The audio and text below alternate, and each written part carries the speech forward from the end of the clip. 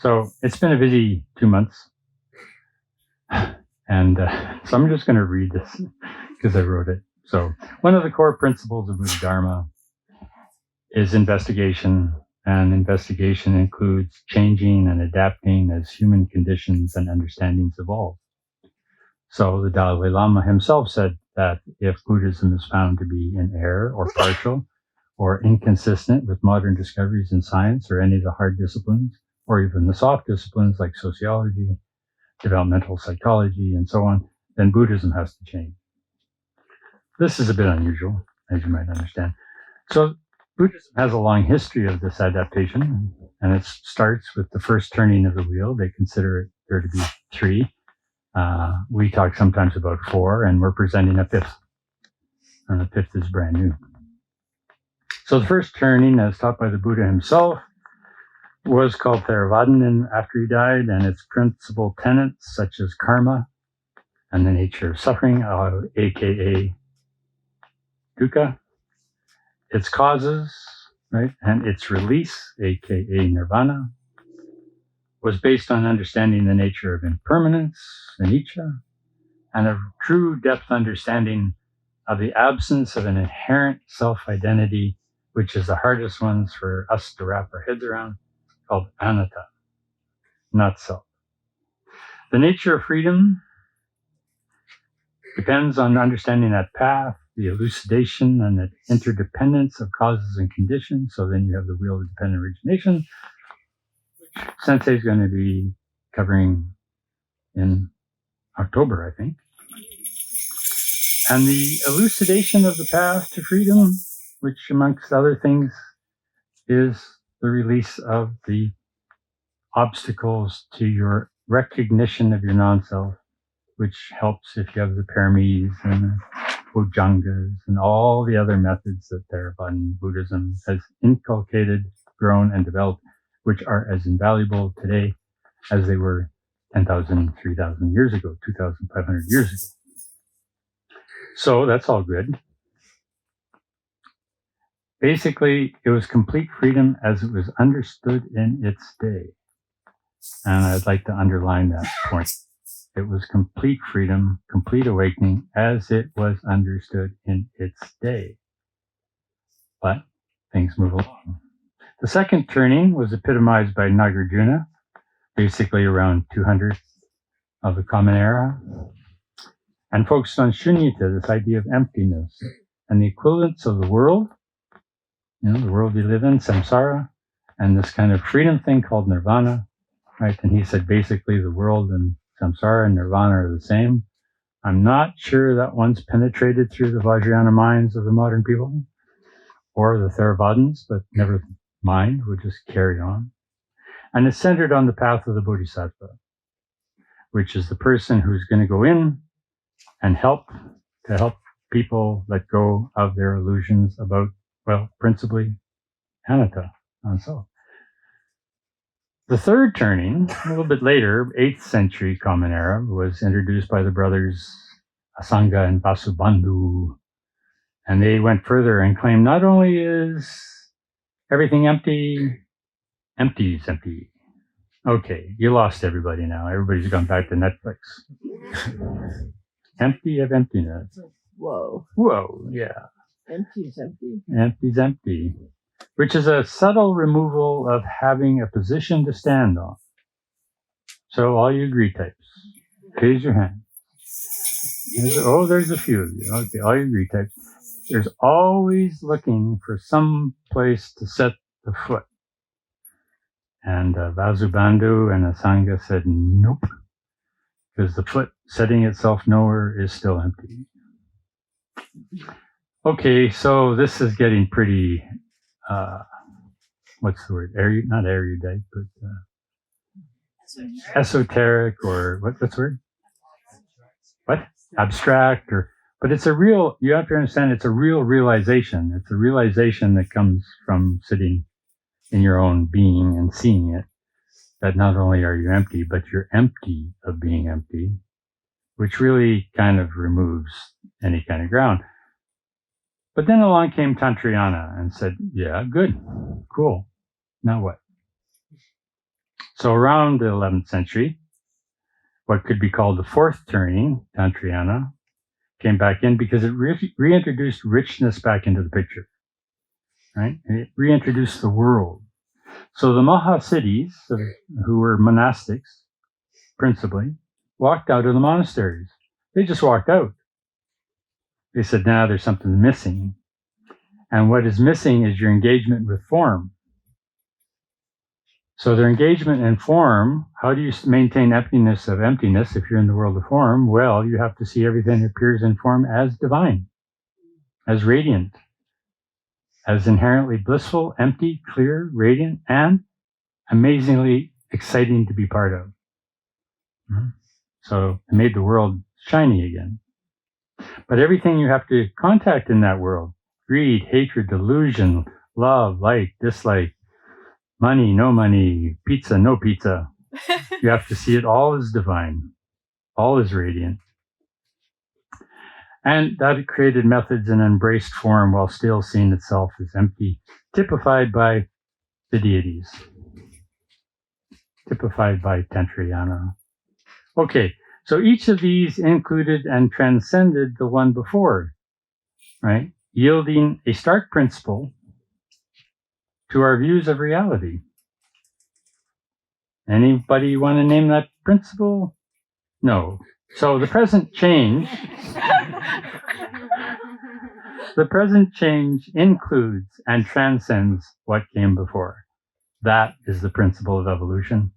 That is the principle of personal development. That's the personal of psychological development. And that's the nature of spiritual development. The present change includes and transcends what came before. The ego does not like change. No. Okay, so it's been 1,000 years since any new understanding has been seen as a new turning.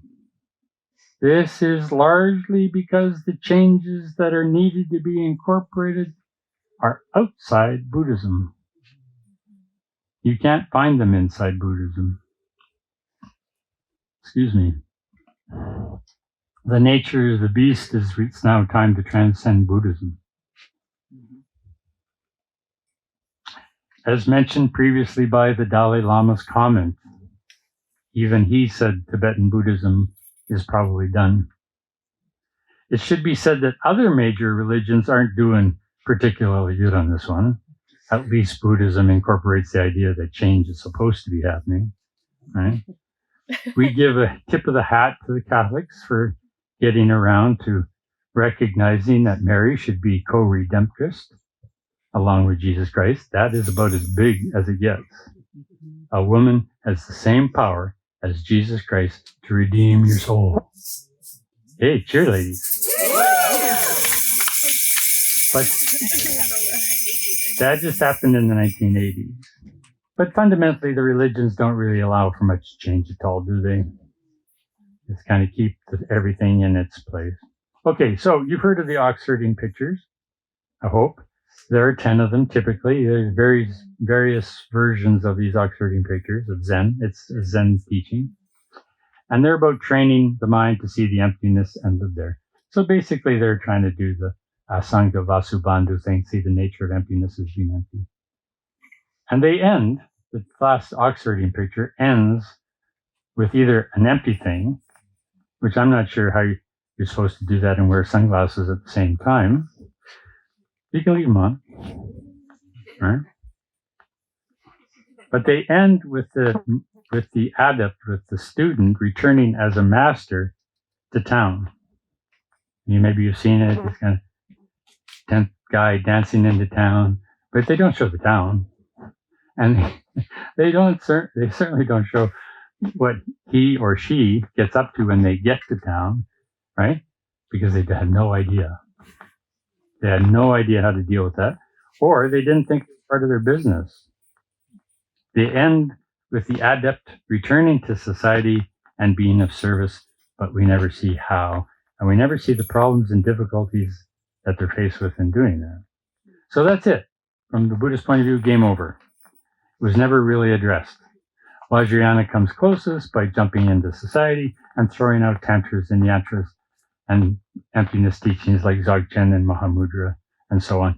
But they don't say anything about how that teacher lives and works and communicates and exists inside the culture, right? And therefore, there's a kind of a spiritual bypassing that happens, where as long as I have my robes on and I act the part and I get treated as that part, then everybody treats me in a certain way and I treat everybody in a certain way, but they don't really engage in real life as such, typically. And if they do, they often get into huge amount of trouble because there's no method or there's no methodology for that. So that's it, game over. It's never really addressed. So why do so many people with realization still have problem-filled lives? And this is what the next turning of the wheel needs to address. Its subject matter is social and involves areas where religion in the pursuit of a perfect self has ignored. The breakthroughs of Darwin and Freud in areas of evolution and psychology led into research and discoveries in the hard sciences like physics, and the social sciences like psychology, developmental psychology, and so on. These could and should be incorporated into a new turning of the Wheel of Dharma. Seems common sense. For this reason, many Buddhist teachers have become psychiatrists and therapists and social scientists and environmentalists, and Sensei addressed some of that this morning. But how to put these new understandings of the human condition onto our Buddhist map? Well, the point is you can't really do that. You have to put the Buddhist map onto the new map, right? So rather than trying to incorporate something into the Buddhist map has to be incorporated into this new map. And the best name for this new map that I've come across is integral spirituality. But spirituality, kind of by definition, leaves off the rest of your life, leaves off relationships, leaves off business. It's kind of spirituality is over here. So I prefer to call it evolutionism. So spiritual evolutionist. So I've changed my name. I am no longer a Buddhist. I am now a spiritual evolutionist, an integral evolutionist. And I think that incorporates everything. It takes Buddhism with me.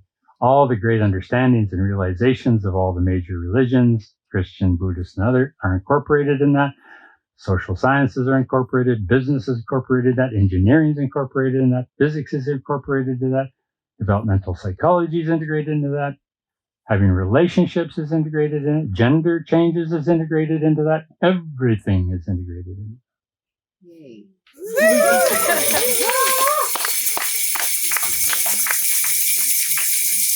And integral spirituality, under the icon of Ken Wilber, has done just that. Without sacrificing any great realizations to the previous turnings, integral spirituality has integrated and enlarged the map to include all this new material without sacrificing an iota of the realizations that have come out of the major cultural religions and so on. Here at Clear Sky, we embrace this new map. And while the map has got better, the territory itself has not changed at all, in fact. It's included and transcended. So as far as we know, very few spiritual organizations have embraced this material so far. And as far as we know, none are incorporating it as part of a live-in community. So as far as we know, if we're not the only ones, we are a rare few that are living this new idea. And in our opinion, that is the heart of the Namgyal lineage. To reach into the unknown and embrace tools and methods to help liberate people more fully and completely, not only in their spiritual cushion, where they enter into these radiant states of bliss unity, samadhi, but also can take it to the kitchen table when you get into a set-to with your worthy opponent partner. Where it doesn't, the spiritual realization may not help all that much on some of these little domestic problems because the map doesn't touch that. But also to explore nature. You see, the spiritual life is really narrow when you think about it. Religion, right? But Namgyal was a great intrepid explorer. Nature, science, the arts, community living, well, he didn't do that much, including the 4 bottom lines.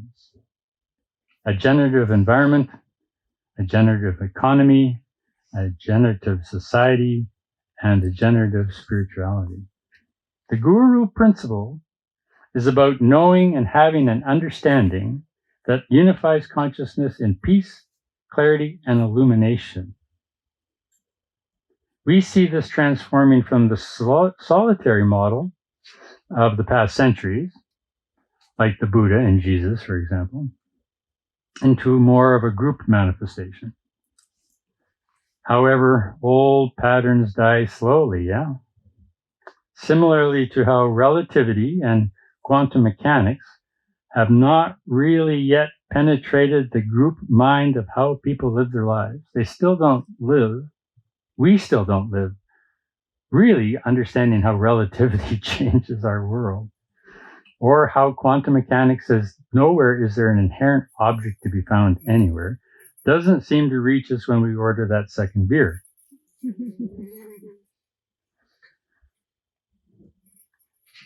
The emerging concept of group mind has yet to embrace the idea that you and someone else are not different entities. And this is, if we have a hard time getting to the fact that I'm not an entity, you can see how difficult it would be to see that you are not a different entity to me than me am to you. That we are in fact one organism. Kind of like bamboo. You just can't see the roots going down through the soil. So this may take a while, and transitions will be our minds, right? It'll be the nature of our mind work, the transition. But we've tamed our interactions with the world. And so to tame the world, to tame our interactions in the world, we have no other choice, in our opinion, but to recognize not only Karen and I, the same organism, but the planet and Karen and I and all of you, Sensei, are the same organism. Here at Clear Sky,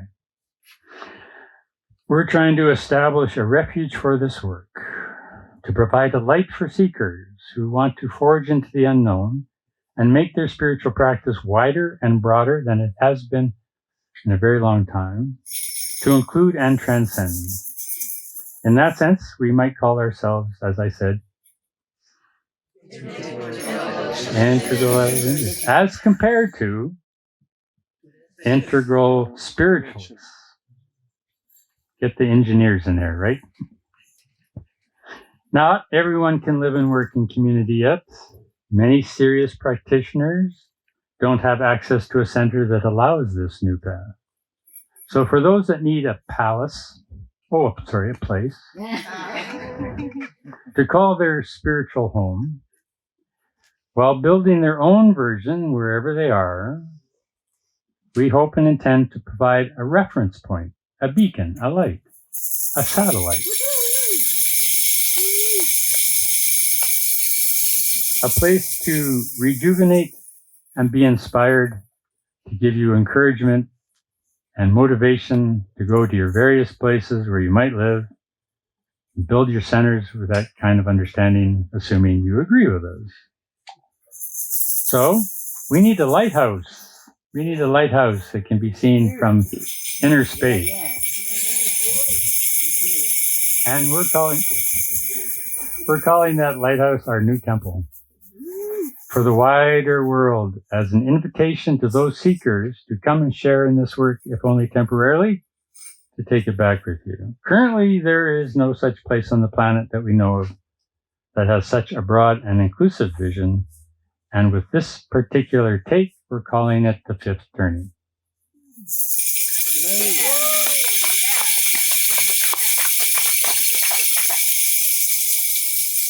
Well, you know I'm leading up to something. So we therefore ask that you help us make it the first of many that are to come worldwide in the future. We greatly appreciate any help, logistically, practically, or financially, that you can contribute. Thanks for joining us today on our 20th anniversary, and we look forward to seeing you all here again soon, either in person or online, either in retreat or part of the Karma Yoga program. Where's that young lady that's coming in November? Carrie? Or in one of the many other offerings that happen worldwide, such as Dharma Europe or Spokane or Australia or New Zealand or wherever you end up, that allow you to spend time here with our ever-expanding awakening community. Thank you.